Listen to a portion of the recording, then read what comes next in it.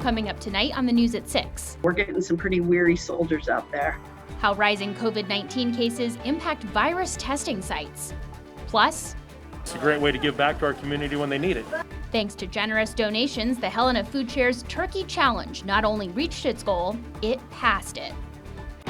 From Montana's news leader, this is MTN News at 6. Good evening. Welcome to the News at 6. I'm Marian Davidson. Thanks for joining us. Well, our top story this evening, along with rising COVID-19 cases, come more people needing tests. MTN's Alexia Guayo found out how 2 Helena testing sites are dealing with the current situation. Peerview upgraded their drive-through COVID-19 testing site from their parking lot to now the facilities of the fairgrounds. It's just in time, as with the recent increase of COVID-19 cases also means an increase of testing. We were holding steady at about 120 to 130 on average of testing each day, but it's gone up to about 200 at this point. Peerview is only testing those who are symptomatic or a contact to another COVID-19 case. St. Peter's Health is only testing those with a doctor's order, and they too are seeing an increase in testing. Before Monday, they had an average of testing 100 to 140 people a day. Monday broke that average by testing 270 people, and they have been in the 200s ever since. I would say it was a pretty constant increase, but nothing like we saw this week. St. Peter's also changed the organization of their operations to test more people by adding in another lane and using parking spaces. Waiting time varies day to day, but both Peerview and St. Peter's admit Mondays are their busiest days, with sometimes people waiting for an hour to get a test. Both organizations admit their resources are stretched thin with the increase of testing. That volume means we tested somebody every 3.5 minutes. So, yeah, we're getting some pretty weary soldiers out there. I do get concerned about more and more testing that needs to be done as the cases go up and up. It is maximizing our resources at this point, but we're going to keep doing it because we think it's important for the community to be able to get tested.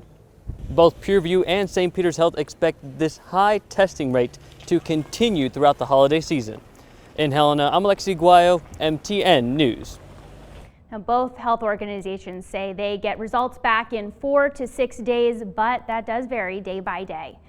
And a composite of state and locally reported data shows Montana cases of COVID-19 increased to more than 54,000. More than 19,000 of those cases are active. 15 more deaths have been reported, bringing the state total to 603. Now, as COVID-19 cases escalate in Montana, the disparity between state data from KTVH, and local data from county health departments continues to grow. MTN will use a combination of these sources to deliver more accurate information. Local county health departments may be alerted to cases before Montana KTVH, so using that local data means there will be times when MTN coronavirus data does not align with the state report. All right, now it's time for First Weather with Chief Meteorologist Curtis Grevenitz. Well, we've got a couple of things going for us here. Good Friday evening, everybody. It's Friday. We had a nice day today, and nice weather will continue through most of the weekend for most of the state. I'm going national here right now, taking a look at weather alerts across the country, and yeah, really hard to see any. There are some air stagnation issues down into southern parts of Oregon.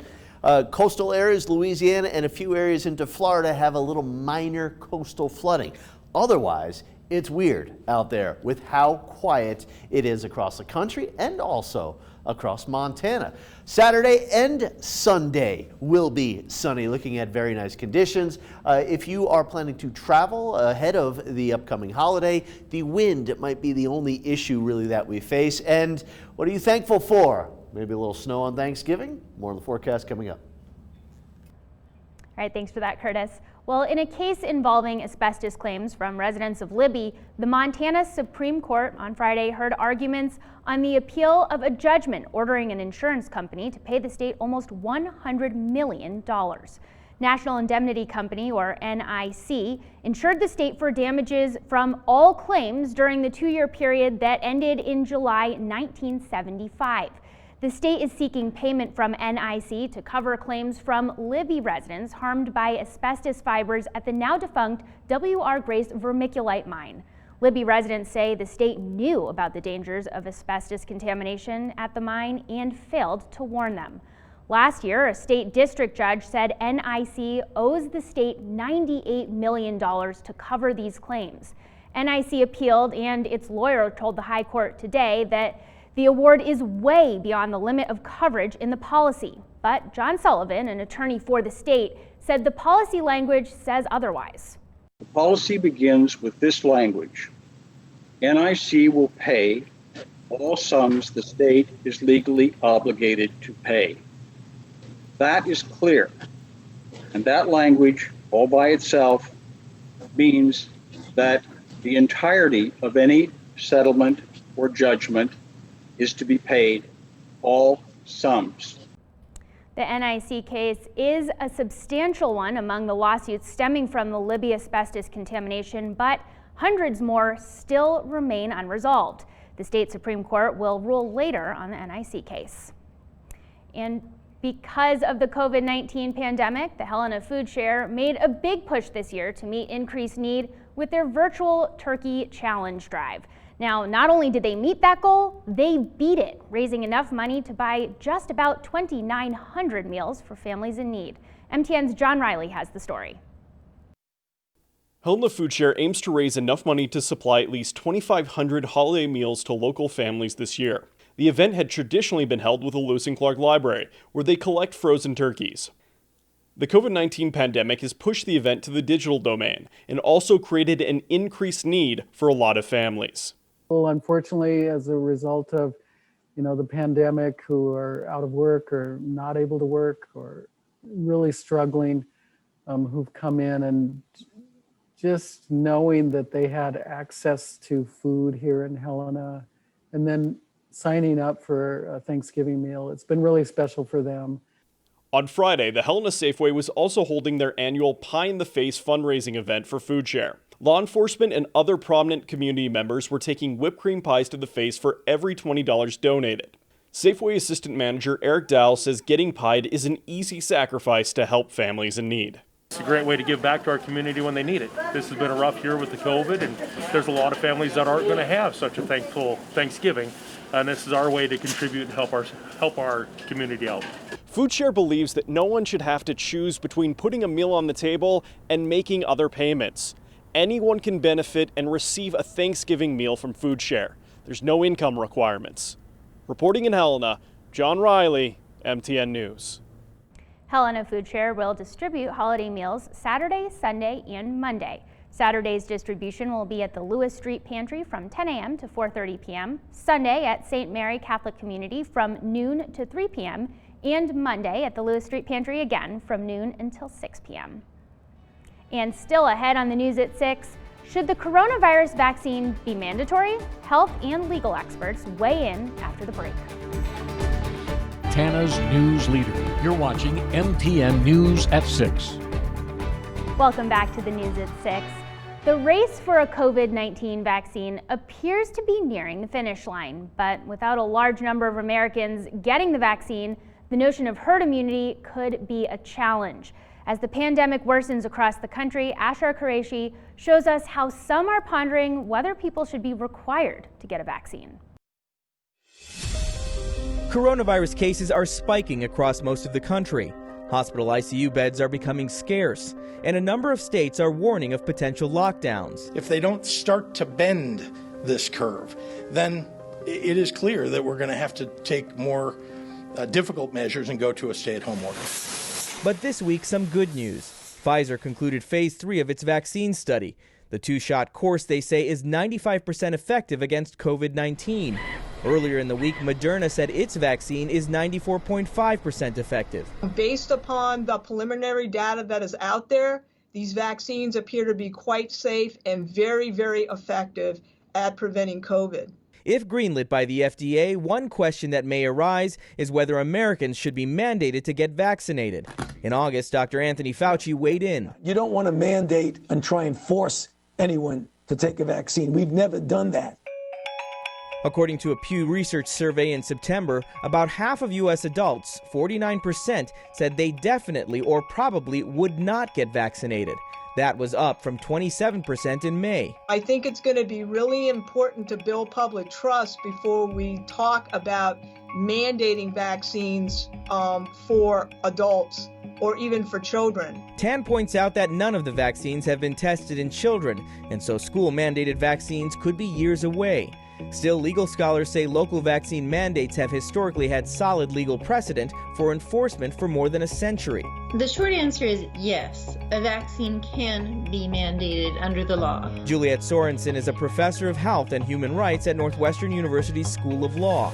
She says it's still a complex question, not just about whether a vaccine can be mandated, but whether it should. The Constitution empowers state and local governments to take measures in furtherance of the public health, as long as there's a basis in science for doing so. And while few are endorsing a vaccination mandate right now, as the death toll climbs, without universal mask wearing and social distancing, it could be up for further debate. Reporting from Chicago, I'm Usher Qureshi. All right, now with another look at the weather, Chief Meteorologist Curtis Grevenitz. Yeah, very quiet weather here across the country. This is the water vapor imagery here, and where you see those orangish, goldish colors, very dry air, and a little moisture where you see the grays and blues, but more in the way of moisture where you see those darker kind of teals and oranges. I'll let you know if any of that will mean any snow or rain for Montana. I'll have the forecast all the way into Thanksgiving coming up next. Starts now with Chief Meteorologist Curtis Grevenitz. Happy Friday again to you all. A nice day today, and the weekend really does look nice ahead. Literally freezing in Great Falls right now. Feels like 22 with the southwest wind of 14 miles per hour. Skies are clear. It's a great starry night, great planetary night as well. You can see Jupiter, Saturn. They are to the right or to the west of the moon. And then you can see Mars, which is pretty obvious, kind of up and to the east in the sky there. But you can see how orange the planet is, identifying it as Mars. 34 degrees in Helena. A little chilly, south wind about 6 miles per hour. Glasgow down to 20 degrees. Last night there was just a little colder air that kind of worked its way right across the high line here. That cold pocket will be moving out, and most of the state will be pretty uniform almost in temperatures here throughout the weekend. The wind, not uniform, certainly gusty up around to the Cup Bank area, but calm in Butte, Dillon, and the Jordan area right now.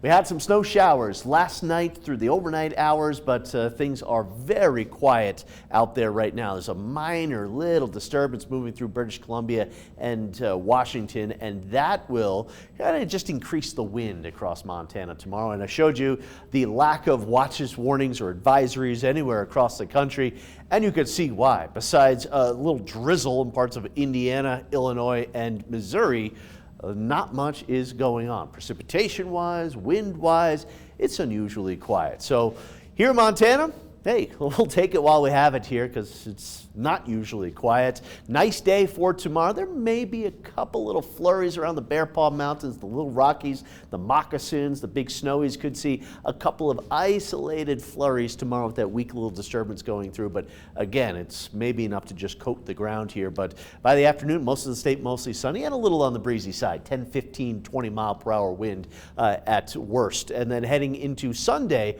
also looking at mostly sunny skies, a bit warmer on Sunday. Not warm, but it will be a few degrees warmer as we get into the latter part of the weekend.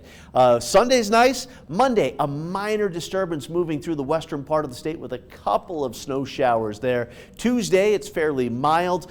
If there is a weather event coming through, it's likely going to be on Wednesday. I know it's a big travel day here, but watch this front coming through, and we may get a burst of snow around Helena and along the Rocky Mountain front out into the central part of the state, southwestern Montana, down there around Butte and Dillon and over Monida Pass on Wednesday morning. A little snow on Wednesday morning, but watch how quickly that moves out here, and we'll likely just have a lot of wind across the state by Wednesday afternoon, a time when a lot of people hit the road to maybe go visit some family. Into Thanksgiving Day, A couple of snow showers here right closer to the mountains of western and central Montana. There may be a few snow showers that move across Helena and Lewistown and maybe around the Great Falls area as well. But Friday, 2:30 in the afternoon, most of the state's dry. Most of the state mostly sunny. There may be a minor system coming through Friday night into Saturday, but no severe, significant winter storms or even wind events anytime soon.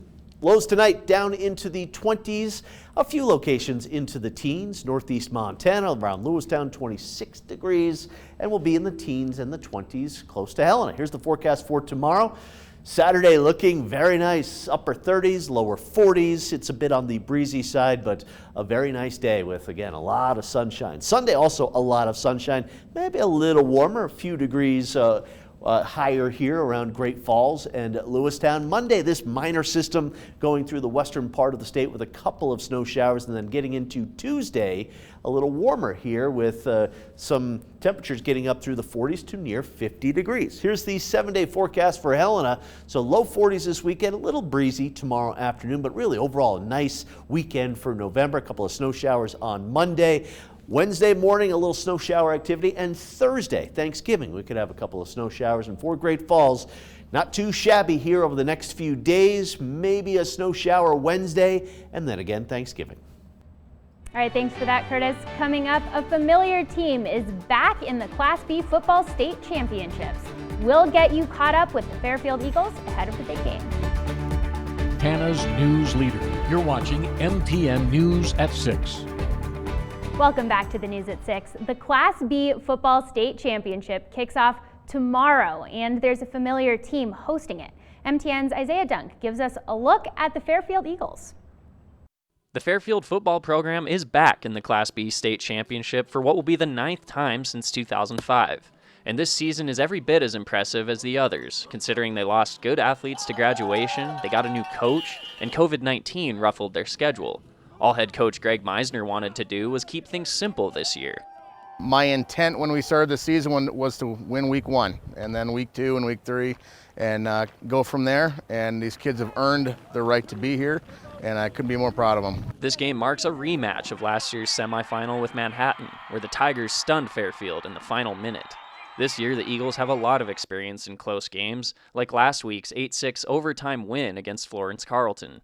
They're hoping that gut check ability continues for one more week. I think it's our ability to just push through things, push through adversity. We may struggle at first coming out, but we always seem to find a way in the end to just keep working our hardest and push through those problems that we have. We've just been confident. I mean, last year, we're lucky enough that we get another shot at Manhattan. Last year, it just left a sour taste in our mouth, and we're just hungry to come back and give them our best shot. And while the Eagles want revenge, the mutual respect between the programs shouldn't be understated. After Manhattan senior Cale DeBoer went down with an injury a few weeks ago, coaches and then a few Fairfield players delivered him a signed helmet in the hospital, not even knowing they would be facing the Tigers in a few weeks. Special thing about Montana is that, every kid for every school is part of a big football family. We know how hard all our kids work from every school. And what really impressed me the most was the day after Coach Brown and I went up there, our seniors went up there and visited him. And we didn't ask them to. They went on their own record, and that was a real prideful thing for us, and it was really neat to see. Reporting in Great Falls, Isaiah Dunk, MTN Sports. And that championship game starts at 1 p.m. in Fairfield. All right, and we'll wrap things up here on the News at 6 when we come back. News leader. You're watching MTN News at 6. Well, just in this evening, Lewis and Clark County authorities are searching for a person of interest in an early morning homicide. Lewis and Clark County Dispatch got a call stating a man had been shot around the 3000 block of Lois Drive in the southeast part of the Helena Valley. Now, when deputies arrived, they found a 37-year-old man who had been shot. They attempted to continue CPR until medical units arrived. The man was pronounced dead at the scene. Neither the victim nor the person of interest have been identified, and an autopsy will be done at the crime lab in Missoula. Neither the cause nor manner of death have been announced yet. That will follow shortly. Now, this is an ongoing situation, a developing story, and we'll keep you up to date with the very latest right here on air and online. Now that does it for the News at 6. We'll be back here with the very latest tonight at 10. See you then.